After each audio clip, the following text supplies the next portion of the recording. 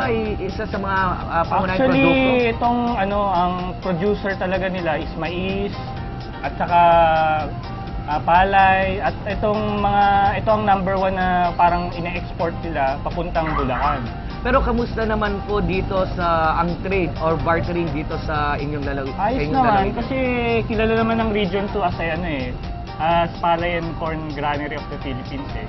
Kaya lang ngayon kasi may kalaban na kagaya ng Mindanao, medyo bagsakan din ang presyo doon. Pero kung sa quality ng mais, quality ng palay, ditong subok na, ditong magagandang klase ng variety ng mais at palay. Napunan natin, karamihan ng nagnenegosyo dito, bukod sa mga Pilipino, talagang kita natin ang mga pagdayo o pagdami ng mga Chinoy na kagaya ninyo.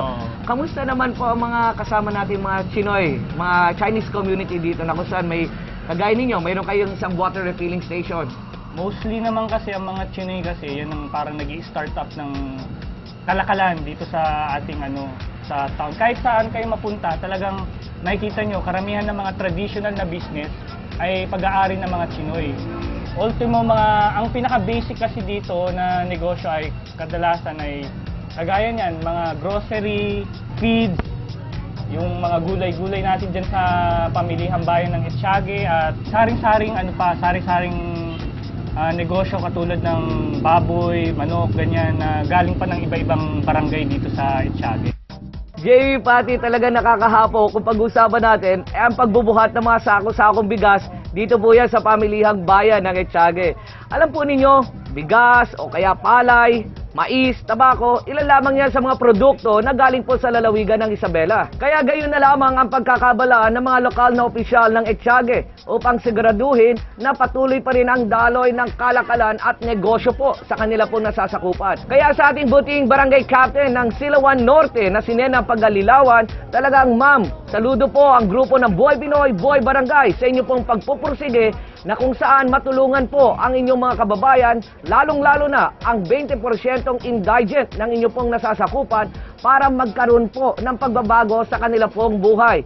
Kaya sana po, mas lalo natin pagpuspusan at pag-igihin po ang paninilbihan kasama ang ating mga miyembro ng sanggunian ng ating pong barangay. At syempre, hindi rin pahuli dyan ang mga batang Chinoy na negosyante na kagaya ni Chris Kiat Wong. Kaya salamat na lamang tayo at nagtutulungan po ang iba't ibang lahi at gayon po ang mga lokal dito po sa area ng Etxage. Kaya gaya ng ating laging sinasabi, kung sama-sama, kayang-kaya. Mula po dito sa Etxage, lalawigan ng Isabela, ito po ang inyong lingkod para sa Boy Binoy, Boy Barangay, Konsehal Dante de Guzman. Okay, after nung first barangay namin dito sa Isabela, ito po ang resulta ng pagod namin. Ayan, napakasari po namin naubos na sisig dito pa rin sa Gayam Restaurant. At napakasarap talaga ng sisig dito dahil dito matatagpuan the only house of sizzling duck. Dito po yan sa Isabela. Ayan po, na kakakain namin, ayan. Nakalimutan na niya na may pako sa upuan niya. Kaya ayan, lumabas ang kanin sa daliri. Yan, meron tayong kawayan. So ayan, first aid. After a long day of travel and barangay hopping, masaya pa rin. Medyo nadala lang kami at napawi ang pagod sa aming mobile videoke patungo ng bayan ng Angadanan. Kaya naman kita-kita tayo next week dito lang sa Buhay Pinoy.